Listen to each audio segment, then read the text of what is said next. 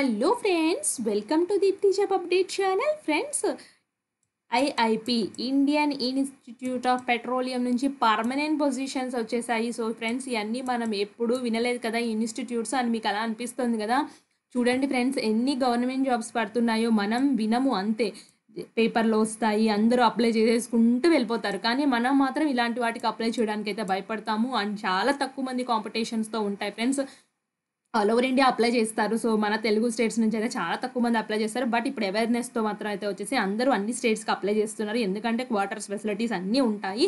So ఇప్పుడైతే వచ్చేసి CSR నడుపుతున్న ఐఐపి ఇన్స్టిట్యూట్లో అయితే పర్మనెంట్ పొజిషన్స్ అయితే వచ్చాయి. జూనియర్ సెక్రటేరియట్ అసిస్టెంట్ 5 వేకెన్సీస్ అయితే ఉన్నాయి. Junior secretariat assistant stores and పర్చేజ్లో 3 వేకెన్సీస్. జూనియర్ సెక్రటేరియట్ అసిస్టెంట్లో ఫినాన్స్ అండ్ అకౌంటెంట్స్లో 5 వేకెన్సీస్ అయితే ఉన్నాయి. దీనికి లెవెల్ 2 శాలరీ పే చేస్తారు. అది కూడా ఇవి ఇంటర్మీడియట్ జాబ్స్. 12th అర్హత ఉంటేనే మీరు చక్కగా అప్లై చేసుకోవచ్చు. 12th ప్లస్ టైపింగ్ స్పీడ్ నాకు లేదక్క అని చెప్పేసి చాలామంది కామెంట్ చేస్తున్నారు. టైపింగ్ స్పీడ్ అనేది ఫ్రెండ్స్ ఒక రాకెట్ సైన్స్ అయితే ఏం కాదు. మీరు అప్లై చేసిన తర్వాత ఒక కీబోర్డ్ కొనుక్కోండి, లేదా ఆన్లైన్లో టైపింగ్ ప్రాక్టీసెస్ ఉంటాయి, లేదా ఒక టైపింగ్ ఇన్స్టిట్యూట్కి వెళ్ళేసి టైపింగ్ నేర్పించమని అయితే అడగండి. ఇంత వర్డ్స్ పర్ మినిట్ అయితే ఉండాలి. సో హార్డ్లీ ఒక 1 month నేర్చుకున్నా మీకు ఆ టైపింగ్ స్పీడ్ వచ్చేస్తుంది ఫ్రెండ్స్. ఎక్కువ ప్రాక్టీస్ చేస్తే సరిపోతుంది.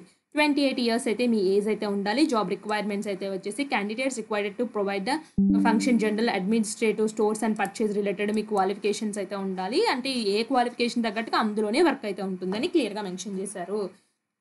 అండ్ ఫ్రెండ్స్, నెక్స్ట్ అయితే వచ్చేసి దీని యొక్క పొజిషన్స్ అయితే చూద్దాము. దీంట్లో స్టెనోగ్రాఫర్ కూడా ఉంది ఫ్రెండ్స్. స్టెనోగ్రాఫర్లో 4 వేకెన్సీస్ అయితే ఉన్నాయి. దీనికి కూడా 10+2 చేసి స్టెనోగ్రాఫర్ నామ్స్ ప్రకారం ఉండాలి. పే లెవెల్ 4 శాలరీ అయితే పే చేస్తారు.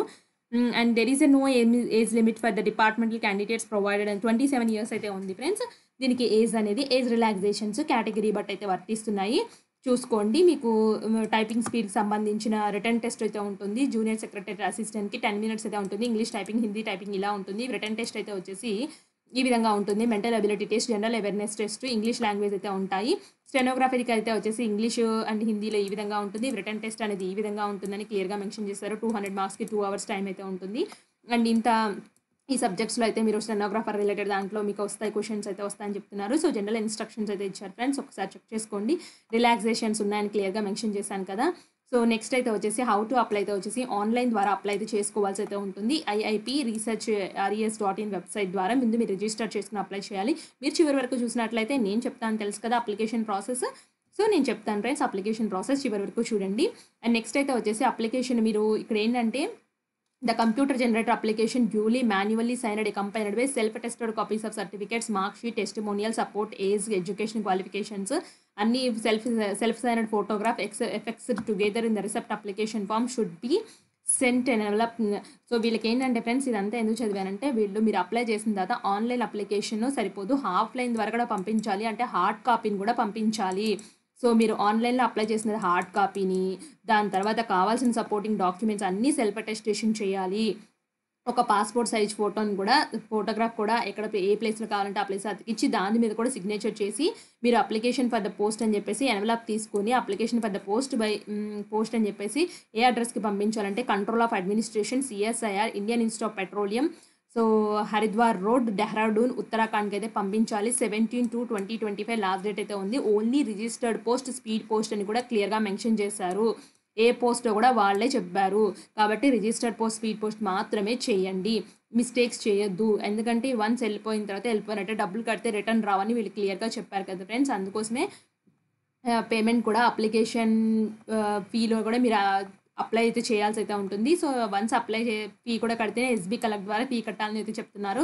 సో SB కలెక్ట్ చూడండి, ఇక్కడ ఆన్లైన్ SBIలో SB కలెక్ట్ వెళ్ళి గవర్నమెంట్ డిపార్ట్మెంట్స్ అని క్లిక్ చేయండి. సో గవర్నమెంట్ డిపార్ట్మెంట్స్లో డైరెక్టర్ IIP అని ఉంది, దాన్ని క్లిక్ చేసి 500 rupees అయితే పే చేయాలి. మీకు UTR ట్రాన్సాక్షన్ నెంబర్ అయితే వస్తుంది. ఆ UTR ట్రాన్సాక్షన్ నెంబర్ని అప్లికేషన్ ఫామ్లో ఎంటర్ చేస్తే సరిపోతుంది. అండ్ ఫ్రెండ్స్, నెక్స్ట్ దీనికి ఎలా అయితే అప్లై చేయాలంటే దీనికి చూద్దాము అప్లికేషన్ ప్రాసెస్. సో ఇది official website friends. Application process చూద్దాము. ఇది అఫీషియల్ వెబ్సైట్కి సంబంధించింది. ఫస్ట్ రిజిస్టర్ చేసుకోవాలి. క్లిక్ హియర్ టు రిజిస్టర్ ఉంది కదా, మీ name, email ID, password, confirm password enter చేసేసి రిజిస్టర్ అయితే చేసుకోండి.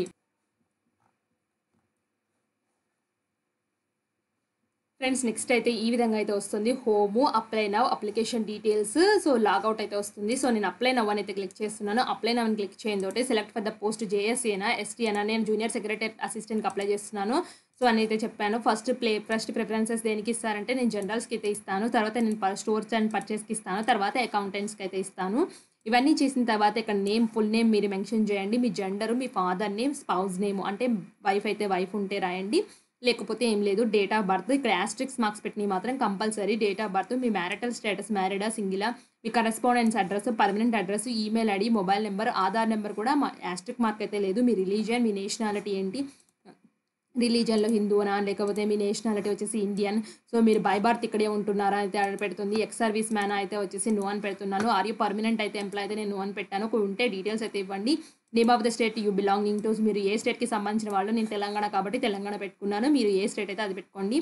So schedule caste, schedule tribe and other backward classes అనేది ఉంటుంది. ఏదైతే మీరు నేను జనరల్ కాబట్టి జనరల్ పెట్టుకున్నాను. మీరు ఏదైతే అది పెట్టుకోవాల్సి అయితే ఉంటుంది. ఎస్సీయా, ఎస్టీయా, బీసీయా, అది ఎకనామికల్ వీకర్ సెక్షన్ అయితే నేను నో అని అయితే పెడుతున్నాను. సో పీడబ్ల్యూడీ కేటగిరీ నో అని పెట్టాను. మీరు ఒకవేళ ఎస్ అయితే పెడితే డీటెయిల్స్ అయితే ఇవ్వాల్సి అయితే ఉంటుంది. మీరు సిఎస్ఐఆర్ ఎంప్లాయ్గా ఉన్నారంటే నేను నో అని పెడుతున్నాను. సో మీకు typing speed, steno speed, Hindi, English అనేది అడుగుతుంది. నేను ఇంగ్లీష్లో టైపింగ్ స్పీడ్ చేయగలుగుతాను కాబట్టి టైపింగ్ పెట్టుకున్నాను. ఎడ్యుకేషన్ క్వాలిఫికేషన్ మీరు 10th ఆన్వర్డ్స్, ఇక్కడ డిగ్రీ వరకు కదా. సో డిగ్రీ వరకు ఎక్కడెక్కడ చదివారు, ఎంత పర్సెంటేజ్ వచ్చింది, ఎన్ని మార్క్స్ వచ్చాయి, మీరు డిగ్రీ పిహెచ్డీ ఏం చేసినా అవన్నీ రాయండి. ఒకవేళ మీరు ఎక్కడైనా ప్రీవియస్గా పనిచేస్తే ఎన్నెన్ని వాటిల్లో చేశారో కూడా రాయండి. సో ఇక్కడ ఫీ సబ్మిషన్ రిఫరెన్స్ నెంబర్ అయితే అడుగుతుంది friends. Submit fee SB collect అని చెప్పేసి అయితే ఉంది. సో నేనైతే ఎస్బీ కలెక్ట్ అయితే క్లిక్ చేస్తున్నాను. ఎస్బీ కలెక్ట్ క్లిక్ చేయడంతో ఆన్లైన్ ఎస్బీఐ పోర్టల్కి అయితే తీసుకొచ్చింది. సో వాళ్ళు ఏం చెప్పారంటే గవర్నమెంట్ డిపార్ట్మెంట్స్లోకి వెళ్ళేమంటున్నారు. గవర్నమెంట్ డిపార్ట్మెంట్స్లోకి వెళ్ళిన తర్వాత డైరెక్టర్ ఐఐపి అని టైప్ చేయమని చెప్తున్నారు friends.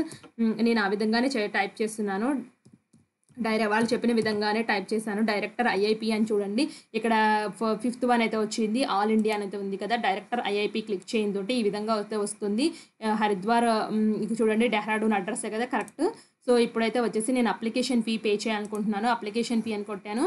So select the type of application అయితే వచ్చేసి for the recruitment, for regular recruitment అనేది అడుగుతుంది. సో రెగ్యులర్ పొజిషనే కాబట్టి రెగ్యులర్ని క్లిక్ చేసుకుని ఈ డీటెయిల్స్ అన్నీ ఇచ్చేసేయండి. ఈ డీటెయిల్స్ అన్నీ ఇచ్చేసి నెక్స్ట్కి వెళ్ళిపోండి ఫ్రెండ్స్. ఏమీ లేదు, మీ mobile number, date of birth, email ID. So ఇవి రిమార్క్స్ అంటే ఏమైనా రిమార్క్స్ ఉంటే రాయండి. ఇవన్నీ ఇచ్చేసి ముందుకెళ్ళినట్టయితే వెరిఫై పేమెంట్ డీటెయిల్స్కి అయితే తెలుస్తుంది. తర్వాత కంప్లీట్ పేమెంట్, తర్వాత print receipt.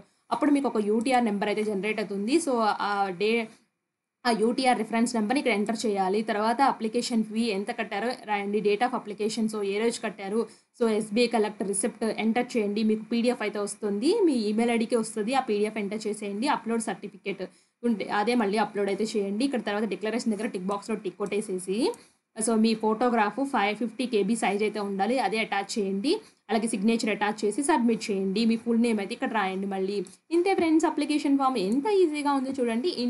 Indian institute of Petroleum పొజిషన్స్కి అప్లై చేసుకోండి అండ్ జాబ్ అయితే సాధించండి. జూనియర్ సెక్రటేరియట్ అసిస్టెంట్ జాబ్స్ ఇలాంటి మరిన్ని అప్డేట్స్ కోసం మన ఛానల్ని సబ్స్క్రైబ్ చేసేయండి.